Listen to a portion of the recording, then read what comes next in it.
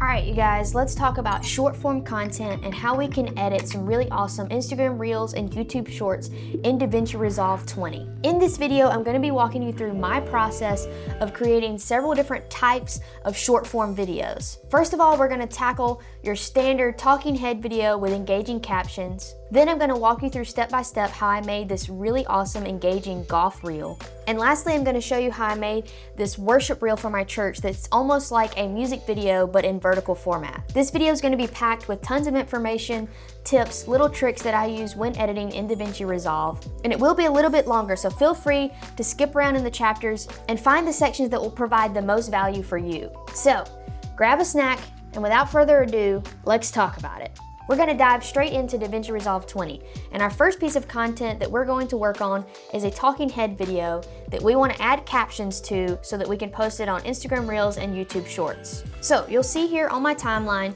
that I have a 54-second clip of one of my long-form YouTube videos. Now, disclaimer, I know it's going to seem like for this first reel I'm skipping some steps in the editing process, and that's only because this video is about making finished final products and my process for doing that. It's not necessarily about color grading or about trimming and editing your videos. I have some other videos like that on my channel, so be sure to check those out. This is going to be more of those final touches, polishing sections of how to make a really nice short form video.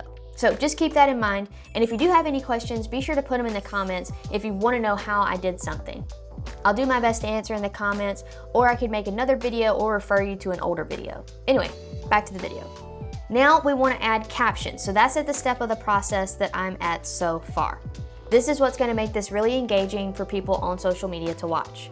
So we're just going to come up here to Timeline, we're going to go to AI Tools and create subtitles from audio. I'm just going to leave these settings as default. We're going to click create. So now we have our auto captions created. I want these to be really trendy animated style captions. So we're going to come up here to effects, click on titles, select this little drop down, subtitles, and click animated. And you'll see that in DaVinci Resolve 20, we have these 5 new styles for animated captions. I'm going to select this word highlight style, and we're just going to drag that onto our subtitles track. Then we can select one of these subtitles and we can make some customization to these over here in the inspector. So we're going to click on track, and now we can customize what our subtitles look like. So first of all, I'm going to move these up more where I want them, and we're going to make them a little bit bigger. And you always want to make sure when you're putting subtitles on that you think about the different overlays that will be on YouTube Shorts or Instagram Reels. So you want to make sure that your captions don't overlap with the like button, the share button, or any of the captioning at the bottom. So you want to position your captions in a good place, that way they're not too far over to the side and will interact with any of those elements from the actual social media platform. So now we just need to decide what colors and font and style we want this to have. So I'm just going to come in here and change the font. I really love this font right here. Now we're going to come in and change our colors. Let's come in with like our Let's Talk green. And then for our highlight color, we can pop in with like this bright orange. Cool, so I'm liking that. Now that we kind of have it customized how we like it, we need to watch it through and make sure that it got all of the words correct. So I'm just going to do that really quick. Okay, so I just watched it all the way through. All of the captions are correct, so we don't have to worry about that. And honestly, this is looking like a finished product. So if we were happy with this, we would just go ahead and export this out. So I'm just going to export this short form piece of content. Now, here is our finished product. Sometimes you buy just one piece of gear and it changes everything. It gives you that space to really grow and kind of take your skills to the next level, which really just opens up the windows of opportunity and puts you in the right frame of mind to create your next piece of content. This is a piece of gear that really does check all the boxes. So let's talk about this new piece of gear that I'm really loving. And if you haven't guessed what it is yet, I'll show you right now. It's this, the Small Rig 10-watt max flashlight. It's basically a flashlight. It has 4 colors. It has blue, white, red, and orange. And you've got this little rubber attachment on the front where you can put in several different gobo attachments. It comes with 20 different gobo attachments so that you can put in to display different shapes on your background. I have absolutely been loving this light. I think it turned out pretty great, but I know a way that we can make it even better. There's an AI tool called Submagic, and it has the trendiest, coolest looking captions of any software that I've ever used. And I know this video is about editing in DaVinci, but I want to show you this because their animated captions far exceeds what DaVinci can do. So I'm going to export that same video without the captions, and we're going to come over here to Submagic. Once it's uploaded, we can now come in and edit the captions. There are tons of different styles to choose from in here. All of them have really cool animations. Sometimes I'm going to mute this so that we can just watch through and check out some of these different styles. You can adjust the position, you can adjust the size, and what's really cool with Submagic is over here, you can show the safe zone. So like I was talking about, you wanna make sure your captions don't get inside of the description or the like button, the share button, all of that on the side. You can come in, show that safe zone, and then make sure that your text fits inside of that. There's a bunch of different styles that we can choose from.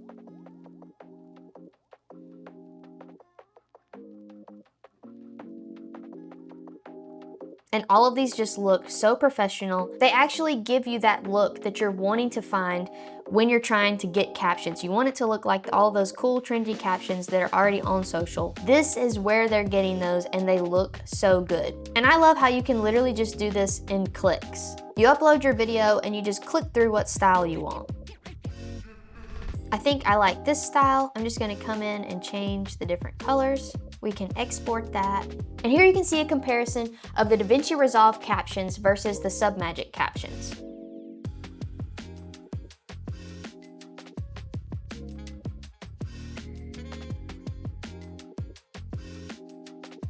If you want to check out Submagic and make your first few reels completely for free, check out the link in my description. But let's dive back into DaVinci and continue learning about how to edit short form videos. Let's move on to our next type of short form content, which is going to be an engaging, fast-paced golf reel. You could also post it as a YouTube short. Now, the first thing I did is go through all of my footage. My church hosted a golf tournament, so this was like my first time filming golf content. So I had a couple of ideas going in of some shots that I wanted to get with my DJI Action 4, but beyond those few shots, I was really just going to capture, run and gun style. So once I got into the editing room, I went through all of the clips and cut through, culled, trimmed out only the clips that I wanted to use. I put all those clips onto my timeline. Then I went to Artlist and decided to pick out what music I wanted to use for this short form video. I found this song and I liked it because of the hits at the beginning. I didn't even really listen to the whole song.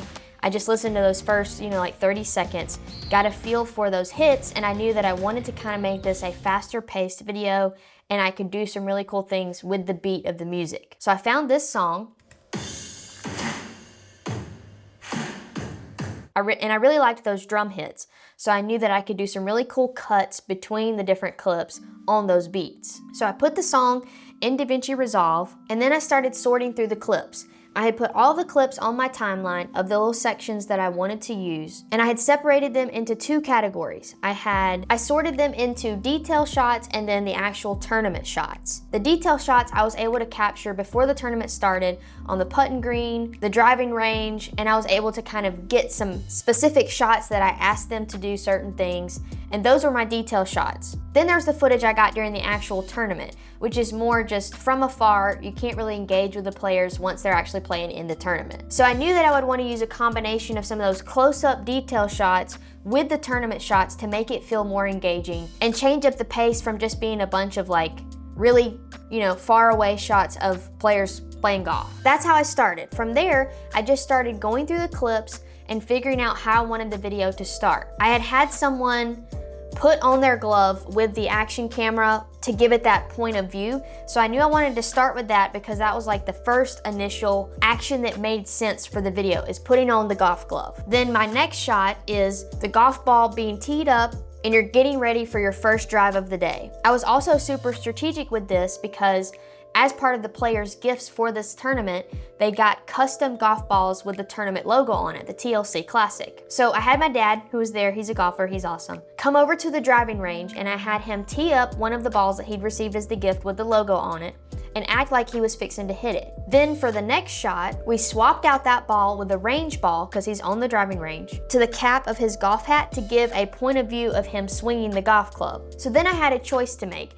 I could let that whole swing play out so that you watched him hit the golf ball, or I could do something that would drive the story forward. So I decided to cut on the action being him coming through and actually hitting the golf ball. That's where I decided to cut the clip, because cutting on action tends to drive the story forward. And I also do this to line up with the beat. So instead of you seeing him hit the ball, you then see 3 consecutive similar shots of other people during the tournament hitting the ball. So this builds up the pace and also gives a really powerful intro. So as you can see, these were 3 shots that were similar. They were framed in a similar way, and I did them all back to back to, number 1, kind of flow with the music, number 2, to build the action, and number 3, to just move the story forward even faster. So here's that whole first 6 seconds again.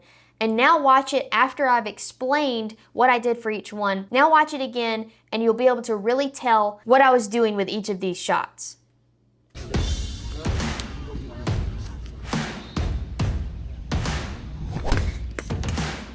So you can see that's a really strong, engaging intro for this short form piece of content.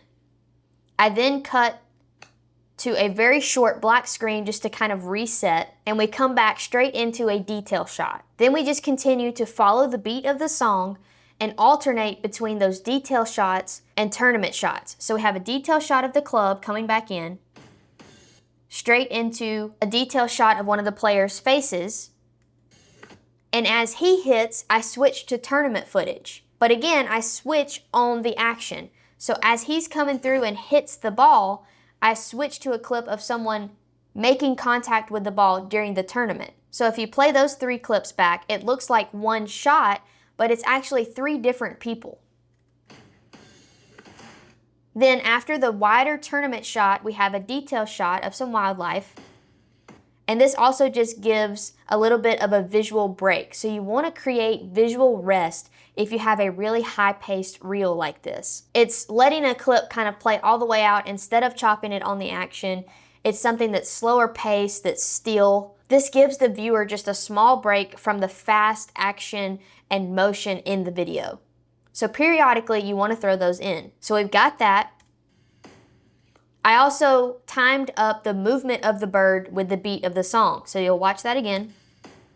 You can tell that that's right on the beat of when the bird moves. Then our next shot, we're back to action, but I'm still giving a little bit of a rest because the beginning was so fast.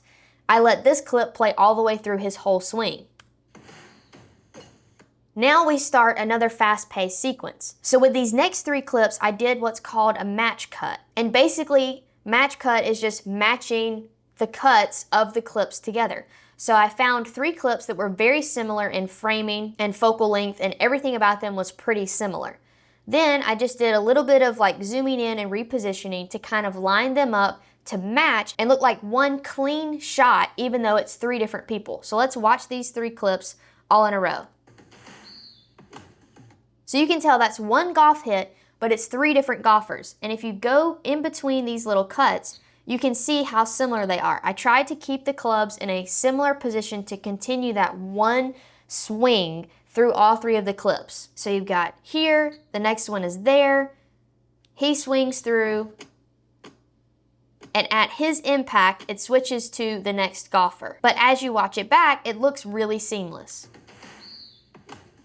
Then we have a transition clip next. Then I give them a little bit of a rest by putting in the full clip of the first ceremonial tee shot. So we play that through all the way. Then we have another longer clip, but this clip kind of still builds the story and propels it forward because you can tell that action's going to be coming after this clip. So we have the guys getting into their cart, and I did a push in so that it would keep the action moving forward instead of it just being a static shot of them getting into the cart. And now we're back into a fast-paced section with action again. We start off with a detail shot, and I timed this up so that this would look like one complete swing with different golfers and combining that detail shot in. So watch these clips through. These 3 clips are one golf swing, but 3 different golfers. So we start out with the detail shot, and then at that same place in the swing, it's almost like we zoom out, but it's a different golfer. Then he continues the swing,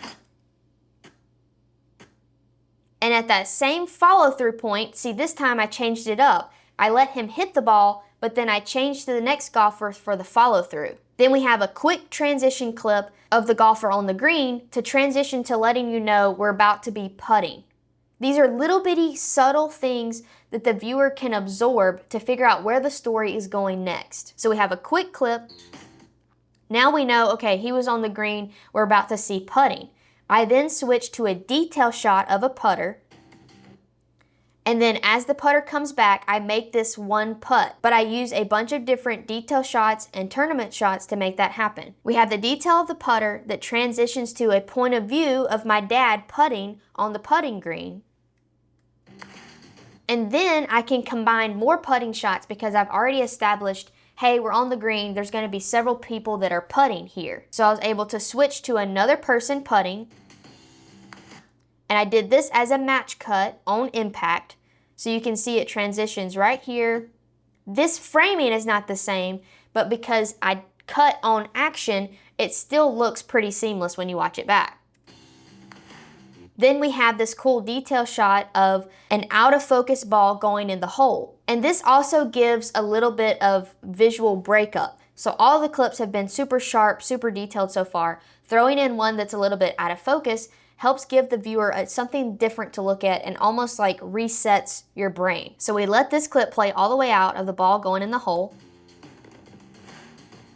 Then we cut to a detail shot that was on the course. This tournament was in honor of this man right here, so I cut to a clip of the cardboard cutout of him that everybody was taking pictures with and loving the whole day. And it's almost as if he's giving you a thumbs up for making it in the hole on the last clip. Then after that shot, we're back to teeing off again because that's what makes sense for golf and the flow of golf. So here we've got a tee shot, and then it's followed by just some action builders. So we've got a tee shot, straight into a putt, straight into another tee shot that's also a match cut. So you can see here, they're at the same tee box, and I just lined up on impact to switch to the next golfer.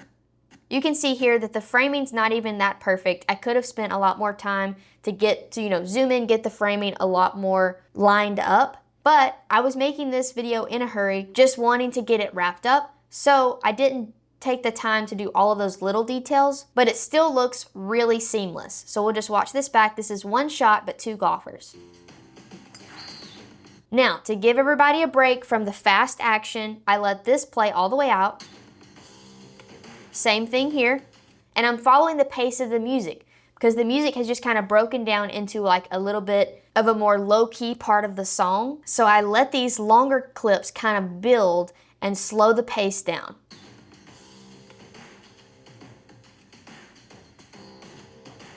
Now we move into a match cut with putting, where I just cut on the beat. These don't match up exactly, but because I cut on the action, they still seem to make sense to your brain. Now here's where I kind of tricked everybody up. You've been watching the video so far, you're 35 seconds in, and what you've seen so far is that the match cuts are the same type of shot. So a tee shot into a tee shot, a putt into a putt. Well, I tricked the viewer with this one and break up the flow. I go from a tee shot into a putt. But watch how seamless this feels because I'm cutting on the action. It still feels like one hit even though it's two separate parts of the golf game. You've got a tee shot and a putt, which leads into a really nice match cut of a chip. Two golfers, one chip. Then we break up the action, let this clip play out, but this also builds suspense. You can see that he's lining up for a putt. Then you get the point of view of the putter moving, where I had my DJI Action 4 clamped to the putter. The point of view, the putter hits the ball, then you see the shot of it going in the hole. This is all different people. So the guy lined up the shot, the point of view of the putter was someone different, and then the ball going in the hole was someone different. And then I have this detail shot that I was able to get beforehand of a ball going in the hole. Then we see the same guy pick the ball out of the hole. So that whole little segment was filled up of a bunch of different detail shots and just creating the flow of the whole story using different shots. And then we finish out the video with just kind of a smattering of different shots that breaks up the flow. Some of these don't match up with the other ones, and so this just kind of ends the video in a way that was different than how the video progressed the whole time. So we'll just watch this out.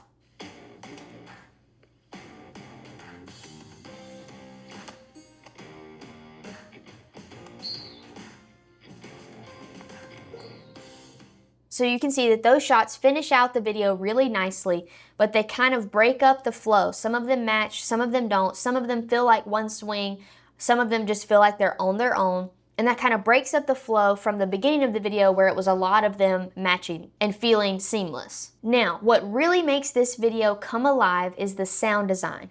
Sound design is crucial in any video that you're doing. It will take your video from being average to being professionally done. Here's an example of this. Listen to this video with just the in-camera audio and the music.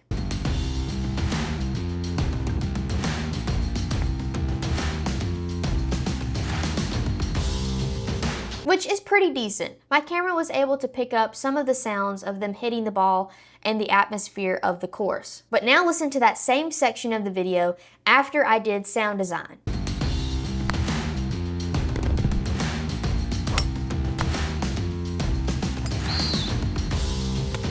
It's a totally different feeling.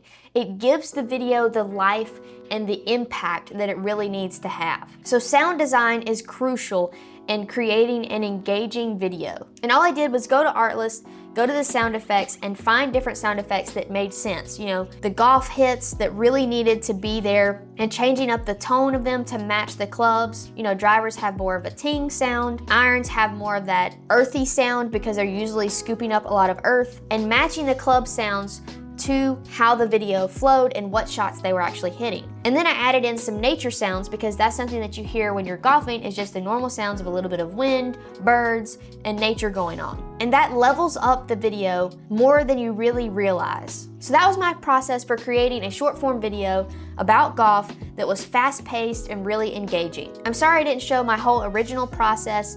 Maybe next time I'll be able to film me actually editing it, but again, this is not a detailed video about how to do certain things. This is more of an overview of how I created this. So this is from the finished product standpoint, kind of working backwards. Now, for this last piece of short form content, I'm gonna show you a worship reel that I made for my church, but it's also basically a music video that's vertical. Same thing with the golf, we're gonna reverse engineer this. So I'm gonna walk you through how I made this final product. You rescued me out of the mess I was in. You traded my sorrow for something to sing. Now I'm dancing on the grave that I once lived in. Again and again and again and again. You rescued me out of the mess I was in. You traded my sorrow for something to sing. Now I'm dancing on the grave that I once lived in.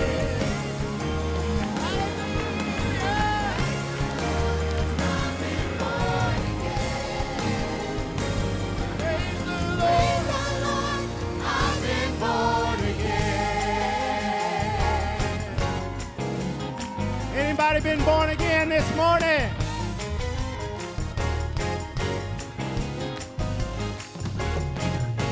Dancing on the grave that I once lived in.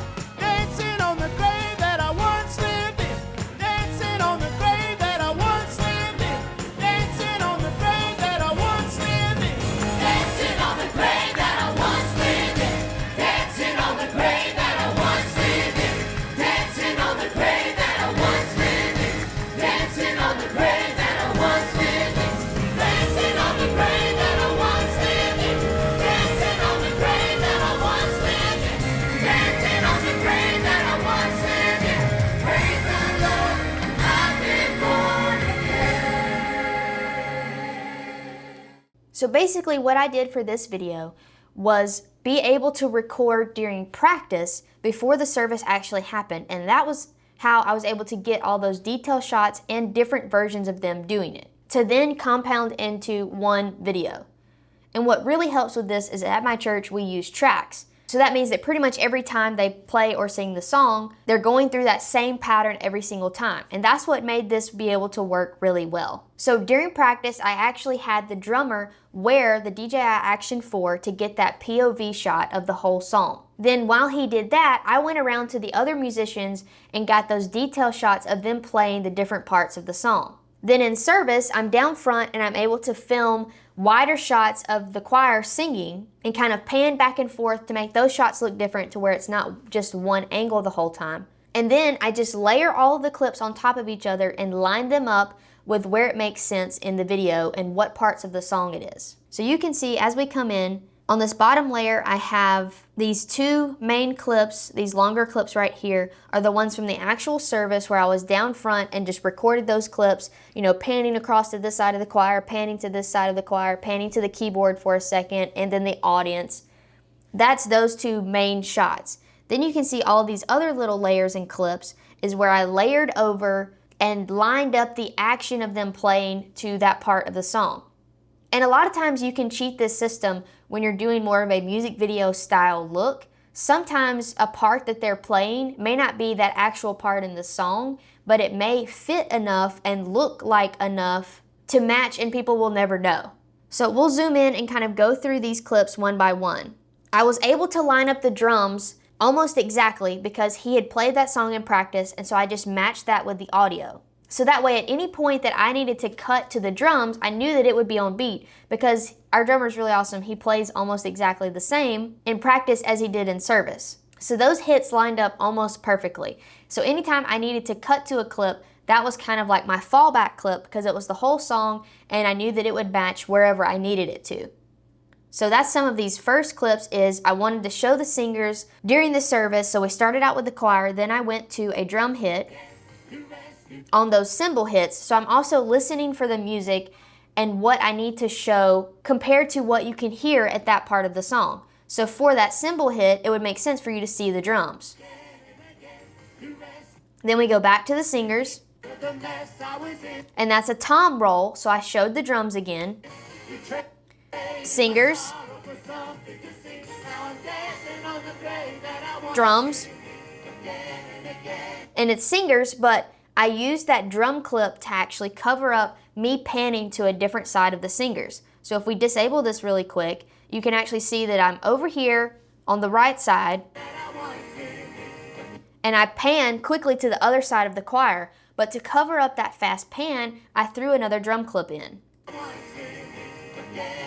So then it feels like it's a completely different camera angle, but it was actually just one continuous clip that I recorded, but I would pan to different parts and then I covered up those, not all the time, but some of the time with other clips that I put on top. Then we let that play out for a little bit.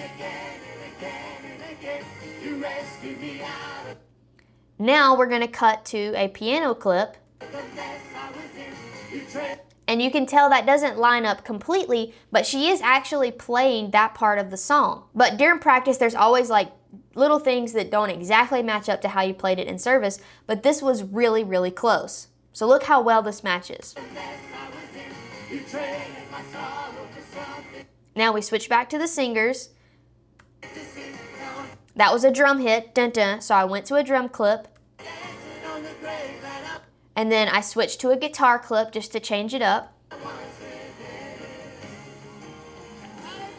Because you can also hear guitar right there once it goes to that interlude. You can see him doing those walk-ups, so that really makes sense right there. Now we switch back to my main clip, but I've already panned over to the keyboard. So I use that guitar clip to cover up me panning from the singers over to the keyboard, and it looks like it's a totally separate clip that I filmed, but it wasn't, I just panned to a different part. So then we have the keys. And then once he walked in front of the frame, I switched back to the guitar. Then we're back to drums. And what's funny about this whole little section is you can see I didn't actually film during the service with my main camera right here.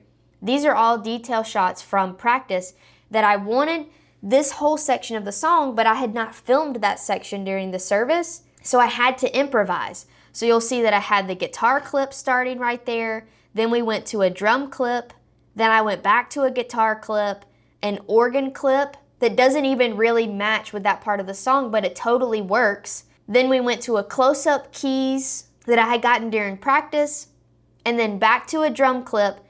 Then I come back in with actual service content. So let's just watch this whole little section.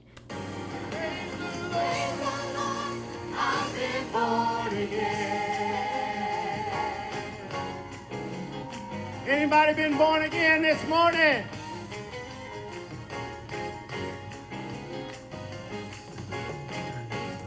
So I was able to match that really, really well, and then we ended with the drums. Then I transitioned back to actual service content. So all of those clips match really well, but they were all detail shots that I got during practice, which is just so cool to me. How you can capture shots at different times, but then match them up in post. So let's keep going. For towards the end of the video, I didn't have as many detail shots left, but I just played off of the building action and momentum that was in the actual service. So as worship really ramped up, I kind of just let those service clips play out.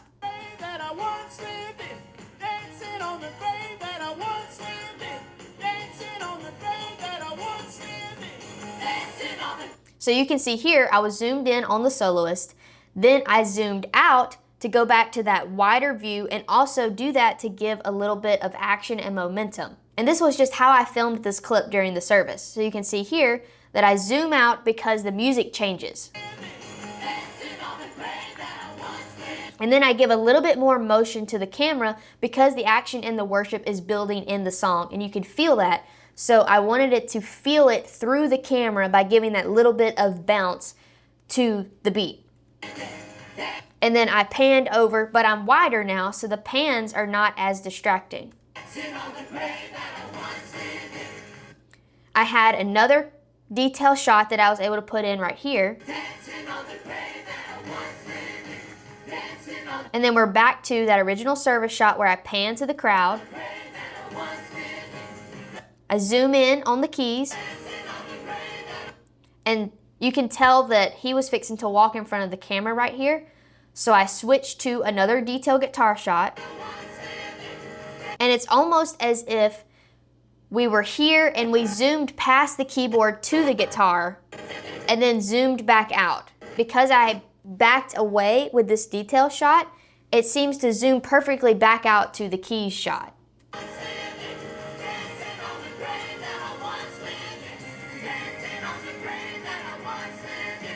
And then we have another angle I was able to get during the service to end it out.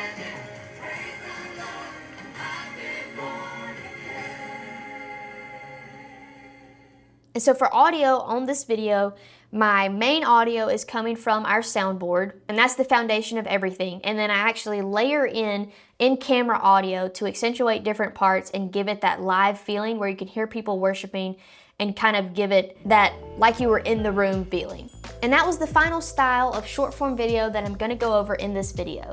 There's so much more that I could have went into, but I just wanted to kind of reverse engineer and kind of just explain my thought process on creating these different styles of short form content. Let me know in the comments if you want deeper dive videos, if you have more specific questions about the beginning of the process. I know I didn't record myself editing these. I'm just going back after the fact and explaining how I edited them. But anyway, hopefully you found some value in this video. If you did, be sure to check out some of my other DaVinci Resolve videos on my channel.